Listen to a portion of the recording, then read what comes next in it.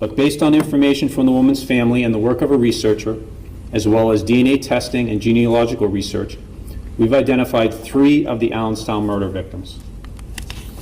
Specifically, we've identified the victims we've referred to over the years as the mother, the oldest child, and the youngest child. I could not imagine what kind of mental fracture that he must have had to be able to kill his own child. One thing to shoot a man you don't know. Trust me on that. It's another thing to harm someone that you know, that you're around every day. Something pushed him. Previously on the Chameleon Killer's Trail, Episode 1, we uncovered the chilling story of how a single man juggled through 5 different identities: Curtis Kimball, Gordon Jensen, Gerald Mockerman, Larry Vanner, and Bob Evans, successfully deceiving authorities and earning the nickname the Chameleon Killer. His crime spree spanned from 1981 to 2002, starting with minor offenses like DUI and vehicle theft, before escalating to murder. He presumably murdered Denise Bowden and abandoned her daughter. He murdered his remarried wife, Yoon Soon Jun. He killed another woman and her 2 daughters, as well as his own biological daughter, whose mother is presumably murdered, disposing of their remains in barrels, which were discovered 15 years apart. And perhaps even more victims we may never know. Who were the victims buried in the barrels? How were their identities uncovered? Who was the killer behind the many aliases? How did investigators finally expose him? And why did it take 34 years to solve this case? Let's dive in and find out the answers.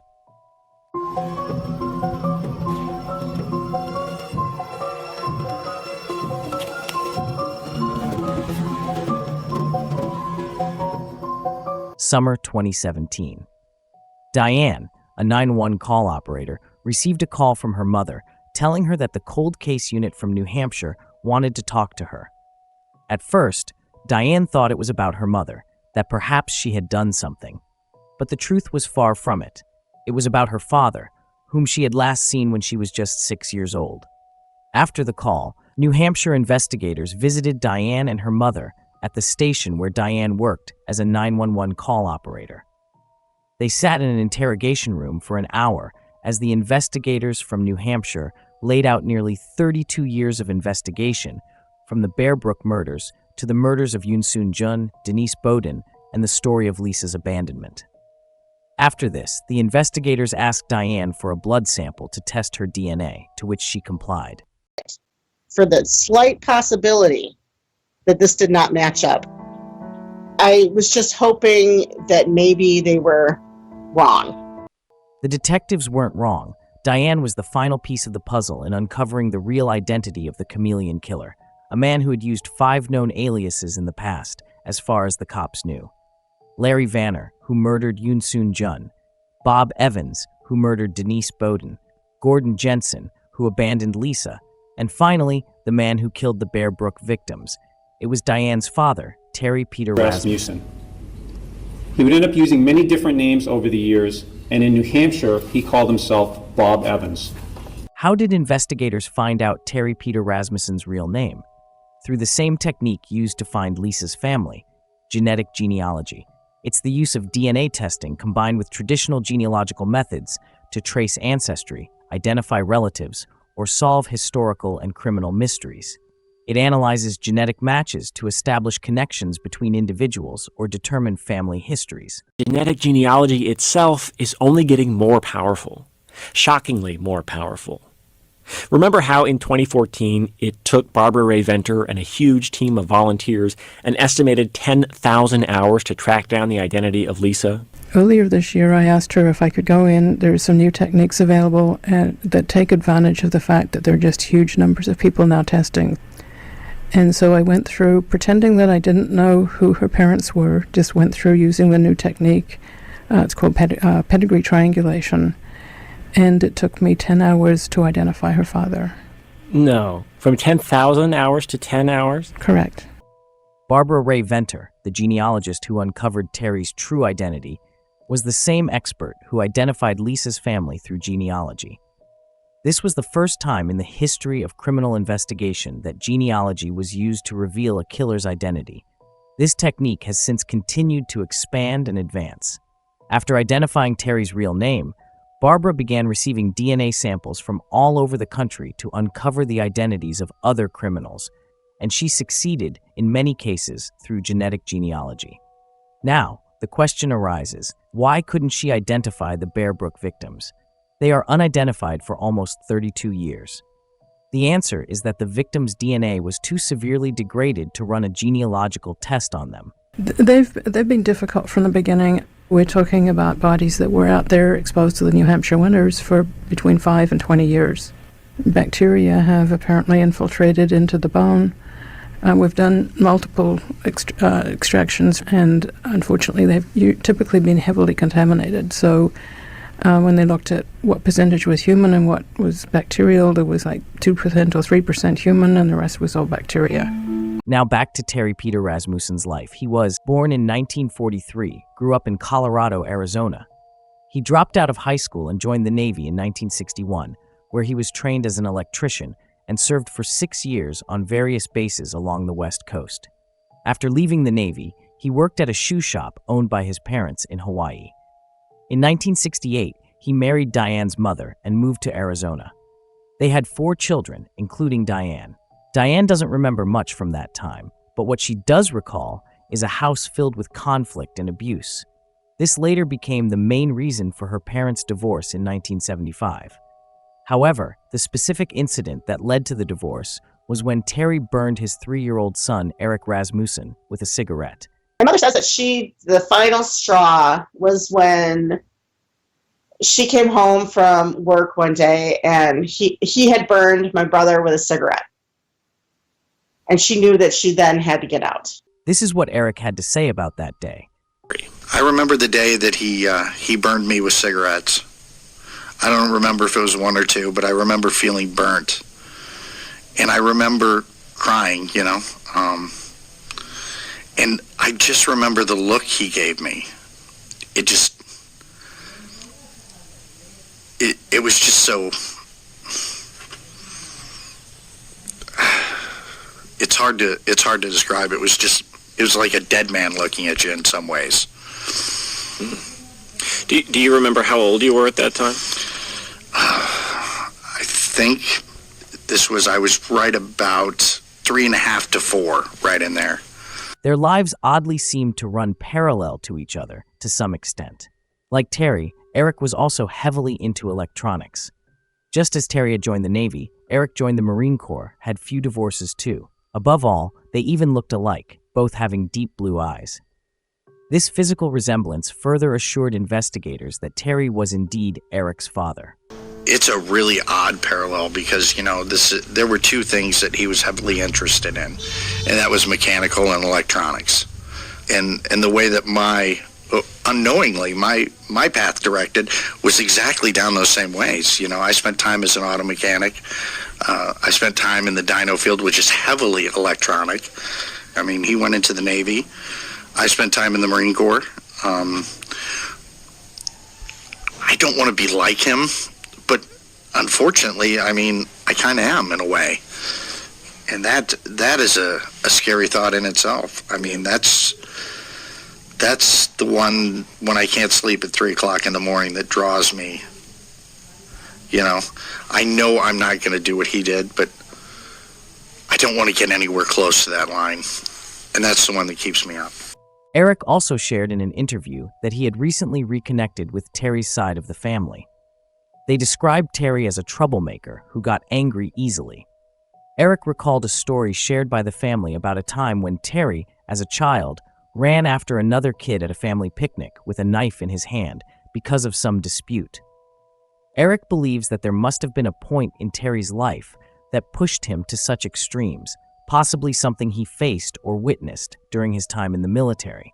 It's one thing to shoot a man you don't know. Trust me on that. It's another thing to harm someone that you know, that you're around every day. Something pushed him. However, no such event is recorded in Terry's military discharge papers. There are, however, suspicious gaps in the timeline of those records, noted under lost time. At this point, Eric was not only shocked by the news about his father, but also deeply disturbed by the realization that his own life was following an eerily similar path. This realization drove Eric to make a conscious decision to change his life and avoid walking in his father's footsteps.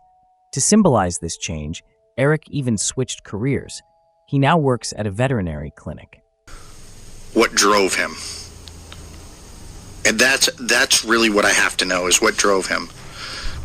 It almost sounds like that has become the new purpose of your life, if I could put it so bluntly. Yeah, is to not be him. To do whatever I can to not be him. Diane's relationship with her mother wasn't too good either. Her mother had become more and more aggressive after leaving Terry, as Diane stated. If any neighbor had paid attention, we probably would have been removed from the home. Oh, wow. She drank a lot. And I can remember us being left nothing but a box of oatmeal and a loaf of bread. And we wouldn't see her for 3 or 4 days. Wow.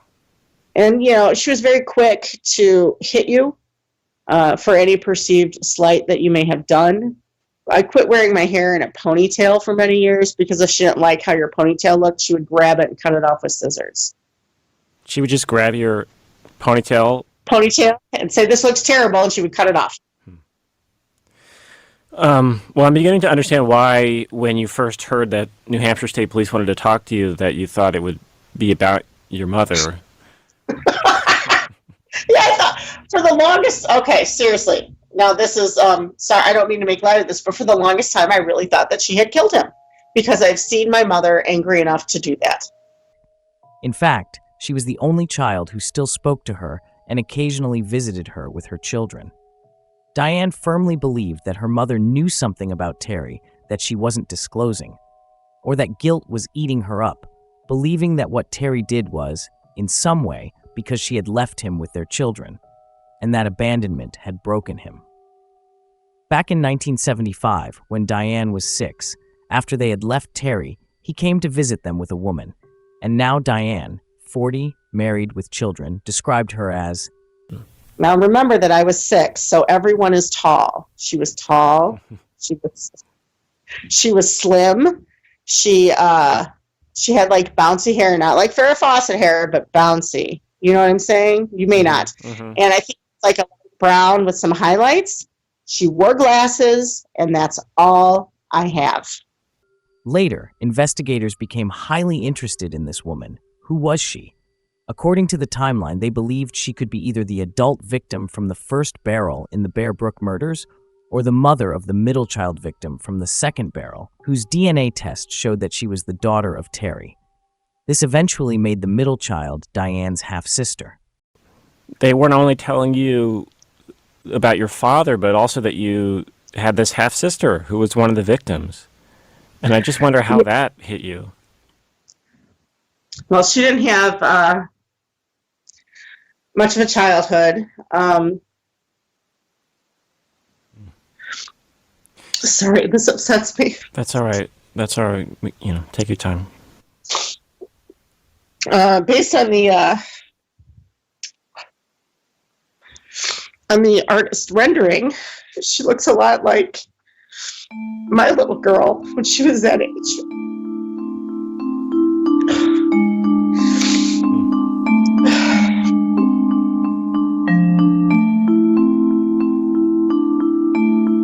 If it's ever possible and they release her remains, if there's no other family, I will make sure that she is buried appropriately. I always, it's not that, I think I've mourned her every day since I found out. After discovering the true identity of Terry Peter Rasmussen, investigators were able to piece together the timeline of his life. Through this, they learned that Terry wasn't new to New Hampshire when he committed the Bear Brook murders. He knew the area well. He first arrived in New Hampshire in the late 70s as an electrician, working on shutting down old textile mill buildings in Manchester, New Hampshire. His job was to dismantle the electrical components of the machinery in order to decommission the mills. The men he worked with on the mills were Mark Gellinis and Ed Gallagher. First, let's look at what Mark had to say about Terry, and then we'll see how Ed Gallagher was directly connected to the murders, and how, if it weren't for him, this case wouldn't have taken 34 years to solve. Mark, who now lives in Epsom, New Hampshire, once worked with Terry and knew him as Bob Evans. If any electrical work came up during the mill's decommissioning, he would call Bob to handle it. He believed Bob was weird but not threatening. He wore the same green coat every day, even in summer. Mark never saw him without it. Bob also told him that he once got caught stealing electricity from a baseball field. Yeah, Bob, he was different. You knew, you knew when you were talking to him. He was kind of different. He wasn't a grouchy guy. He was weird. That's how I took him. Mark also recalled another incident during the dismantling of the mills. There was a transformer that the scrapyard wouldn't accept because it contained cancer-causing chemicals. However, Bob knew that there was a screw underneath it that prevented the chemicals from spilling out. So, he simply loosened the screw, allowing the hazardous chemicals to leak onto the road, ensuring that the scrapyard would take it. Bob went over there and took the plug out of it and told the truck to go. And that thing leaked all the way. I think it would scrap you out of it too, but... This incident further highlights Bob's complete disregard for rules, ethics. This aligns with his broader pattern of behavior, manipulative, resourceful, and disturbingly indifferent to the harm he caused. Whether it was chemicals or human lives, Bob had no conscience when it came to getting what he wanted. Mark didn't know about the case until investigators showed him a mugshot of Terry Peter Rasmussen, the man he knew as Bob Evans.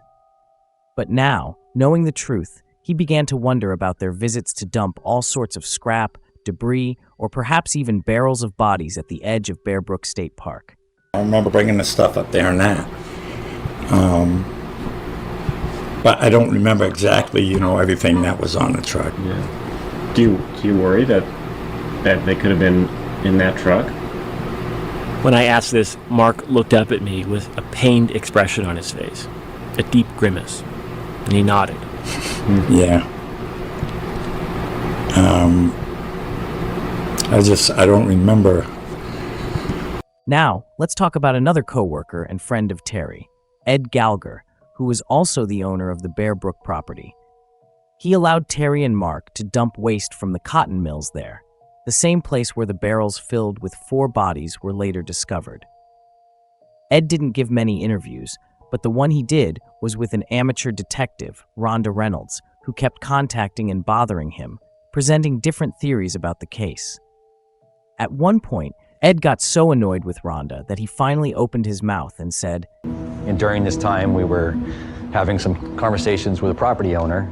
I think Rhonda asked him, well, do you have any idea who could have done this? And he says, well, I have somebody that I wondered about, but I don't want to say anything bad about him. And that sent us down. 3 years after having many conversations with him where he said he didn't know anything. He's the guy that would know everything. Yep. Rhonda was on the phone with him, and she was asking about a particular group of people, and he got frustrated and said, no, you're barking up the wrong tree. The person you want to look at is Bobby Evans. And we said, why? And he said, well, he was a strange guy, and he dumped trash on my property. And that's when you pretty much moved into the Manchester Library. So we looked up everything we could find, about a Bob Evans. We heard he was an electrician. Then we began to ask people, do you recall an electrician being in the area named Bob Evans? It was the summer of 2014. Later, in the 2017 press conference, it became clear that the real killer was Bob Evans, confirmed through a DNA match with the middle child victim from the barrel. Now, you may have 2 questions. First, if Rhonda learned his name in 2014, why wasn't action taken then?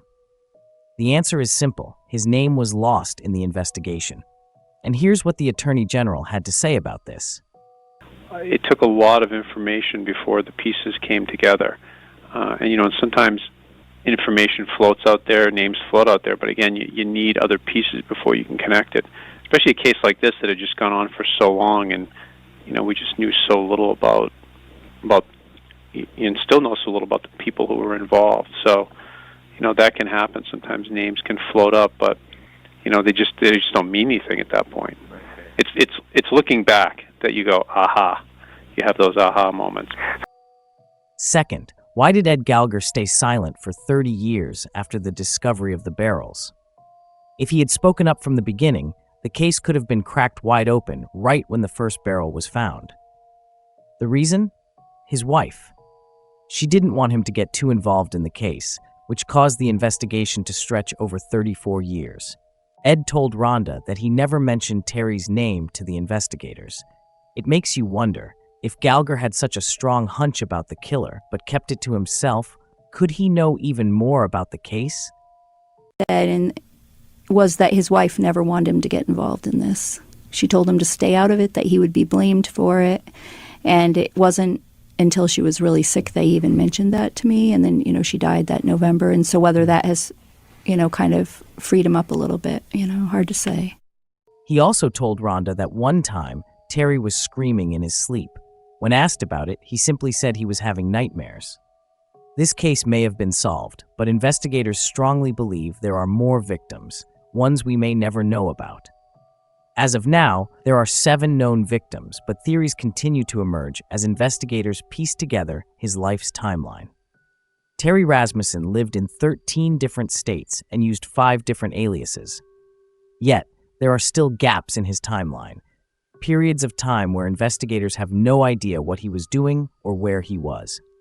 One of the most compelling theories suggesting more victims comes from a minor crime charge in which he listed Elizabeth Evans as his spouse. Who was she? No records of her exist. This raises unsettling questions. Was she another victim, another beginning to a story we may never uncover?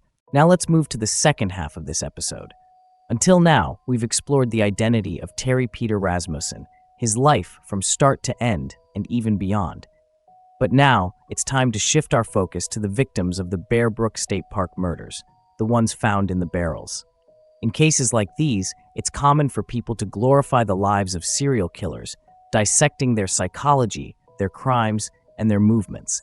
But in doing so, we often forget the horrifying reality of what they did, the lives they destroyed. These victims had smiles, families, people who cared about them, and bright futures ahead, all cut down to nothing. So now, let's uncover the identities of the victims. Who were they? How did investigators finally give them back their names?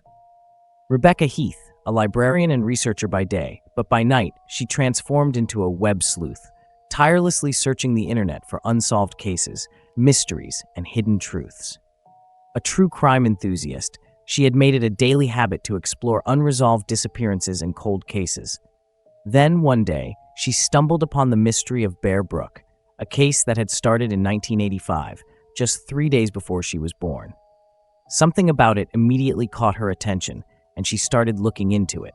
In late 2017, Rebecca received an update through a police press conference. They had identified the killer, but the victims' identities were still unknown. Hearing this, she became even more obsessed with the case, determined to find out who they were. I became pretty obsessed with this case. It was hard for me to let it go.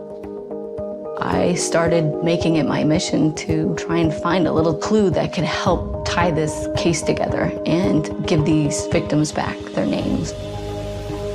If I am in an obsessive mood, there's something that just won't let me stop. I could easily spend at least 6 hours outside of work a day, and then weekends, as soon as I wake up till I go to bed, I could just constantly I just gotta keep going. It's like one step closer, one step closer. After work, in her free time, she began searching through various web pages where people posted about their missing family members. Rebecca thought someone has to be searching for them, a family member, a cousin, a half-sibling, anyone.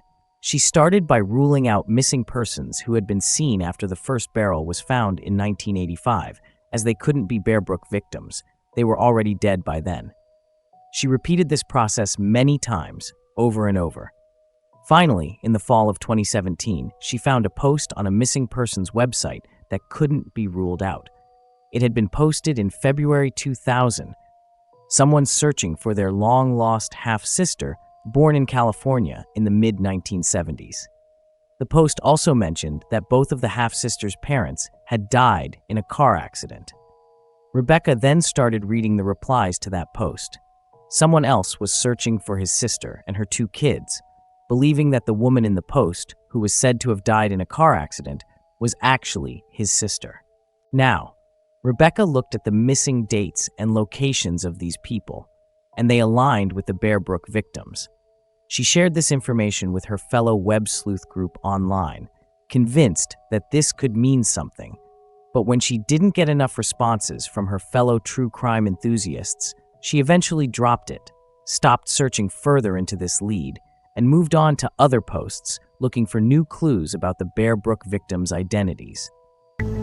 There was one specific post that was posted on Ancestry, and it was from 1999. It was family members looking for Sarah McWaters, a child born in 1977 in California.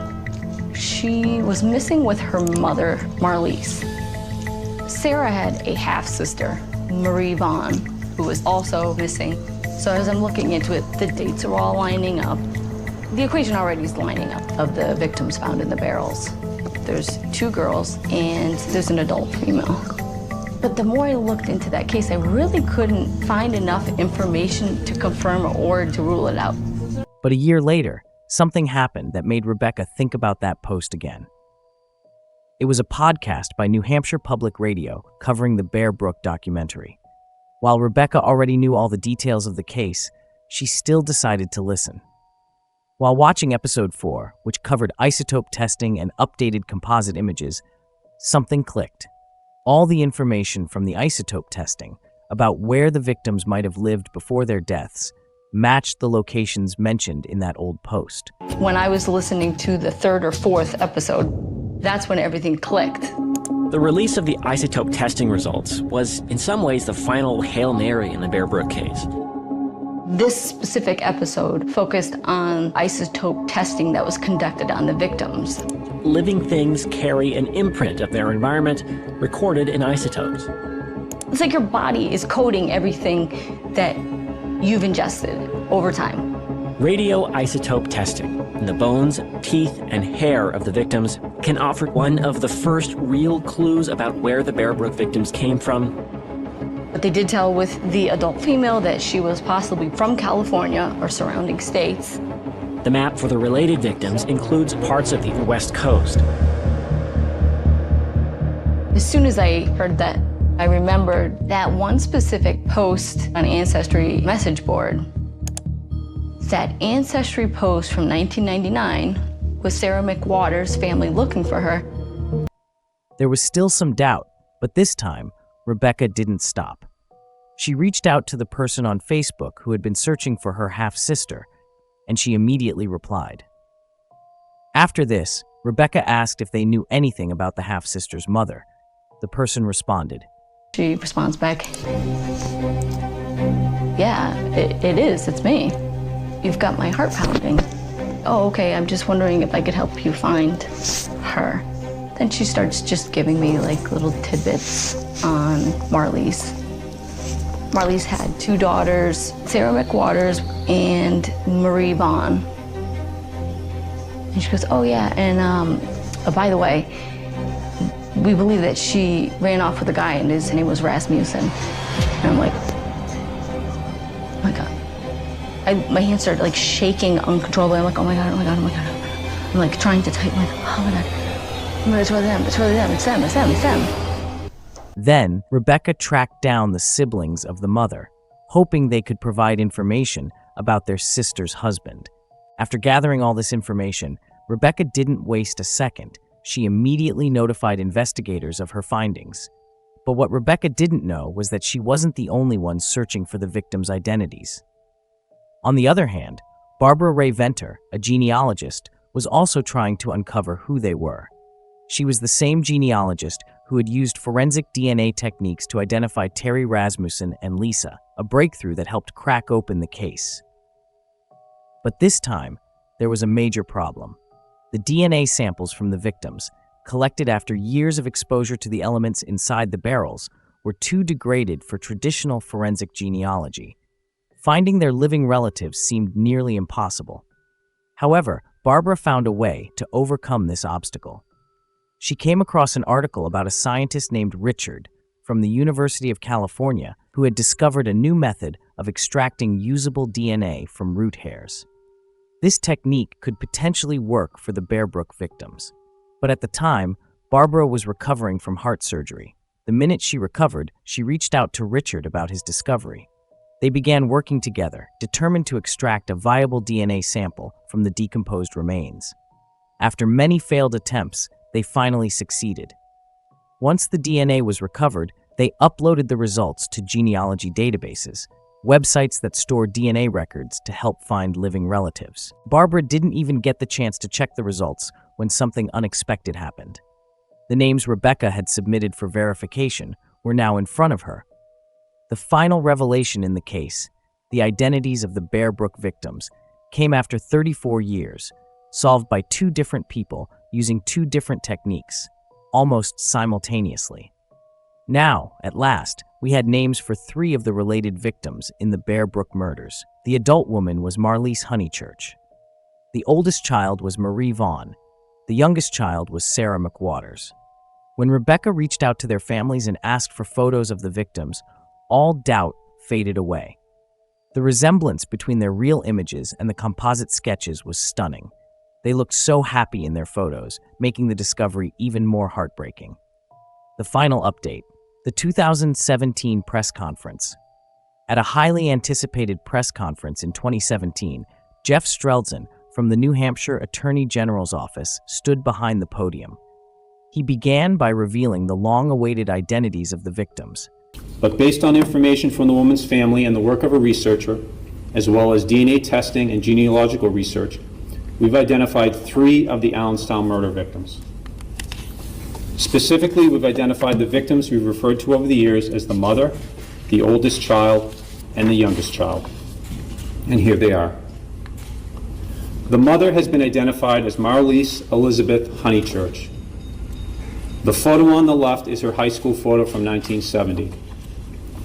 Marlise was born in Connecticut in 1954. At the time this picture was taken, we estimate she was about 16 years old.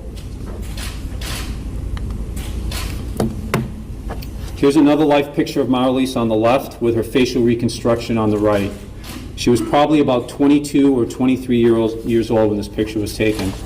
And as you can see, the facial reconstruction was a pretty accurate representation of what she actually looked like in life. As I said earlier, Marlise had two young daughters with her when she went missing in 1978 with Terry Rasmussen. The oldest Allenstown child victim has been identified as her oldest daughter, and here she is. This is Marlise's oldest daughter, Marie Elizabeth Vaughn. Marie's life photo is on the left with her facial reconstruction on the right. Marie was born in 1971 in Artesia, California. That's a city about 20 miles southeast of Los Angeles. In 1978, Marie also had a younger sister who was also Marlise's daughter. That sister has been identified as the youngest Allenstown child murder victim. This is Sarah Lynn McWaters. Her life photo is on the left and her facial reconstruction is on the right. Sarah was born in 1977 in Hawaiian Gardens, California, a city about 20 miles southeast of Los Angeles. She's the third and final victim we've identified.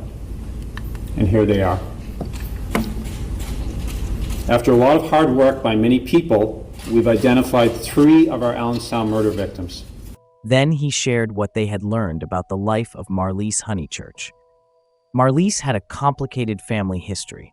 She was the second oldest of 5 siblings, and after her parents separated, she was forced to move between them. At 17 years old, she married for the first time and had her eldest daughter, Marie. After divorcing, she remarried and had her second daughter, Sarah, but that marriage also ended in divorce. And then she met Terry Rasmussen, and that was the beginning of the end. She was the second oldest of 5 girls. In approximately 1961, Marlise's parents separated. Her mother took the 3 younger girls to the state of California, while Marlise and her older sister remained in the state of Connecticut with their father. In 1970, in La Mirada, California, she developed a relationship with a boyfriend. She later married that boyfriend on June 12th of 1971 in Las Vegas, Nevada.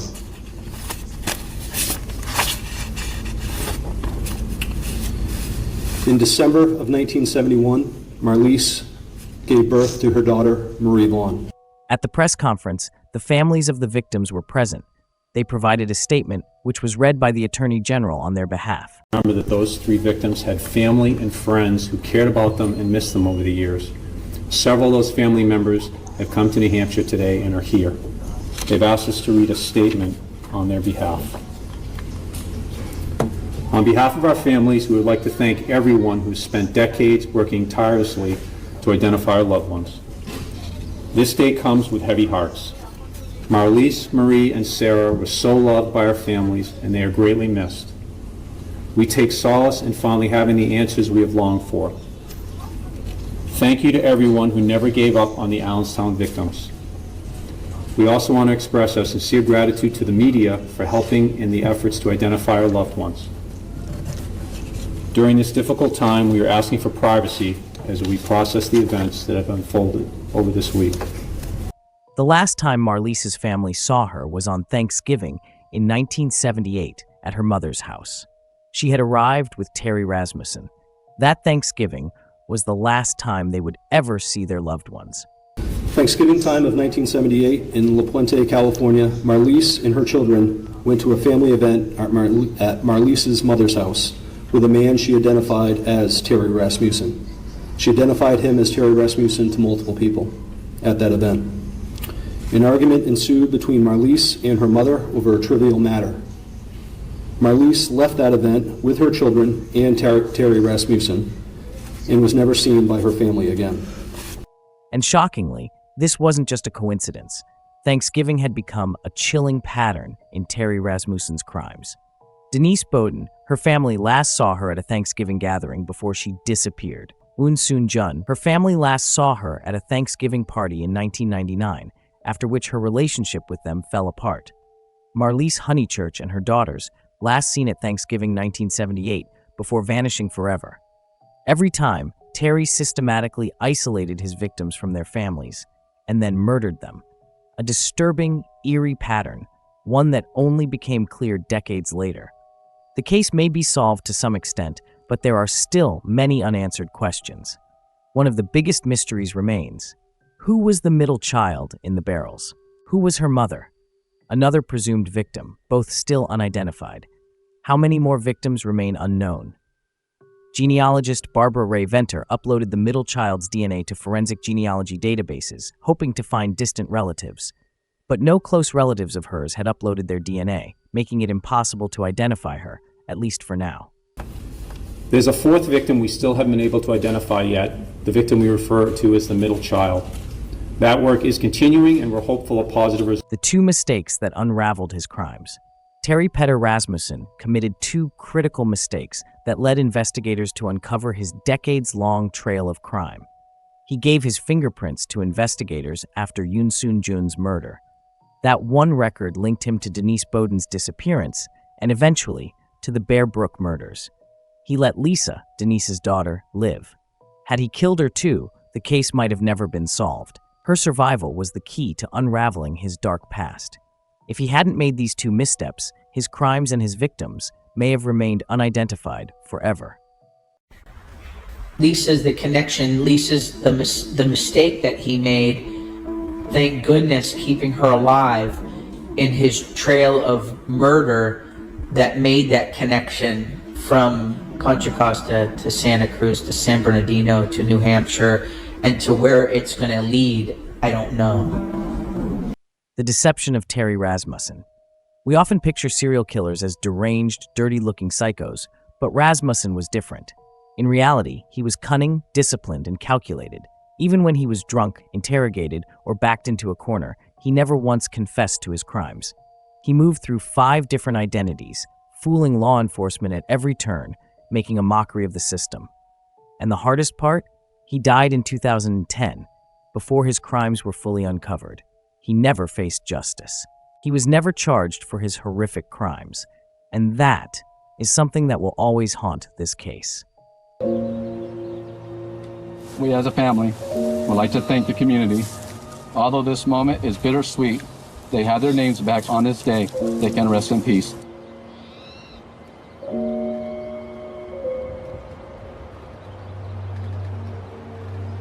I believe it's just a matter of time before Rasmussen's biological daughter is fully identified. There is also a picture of a birthday party that Rasmussen's daughter may have attended. The right person saw the picture and came forward, then perhaps she could get identified. Really, it's an appeal to the public.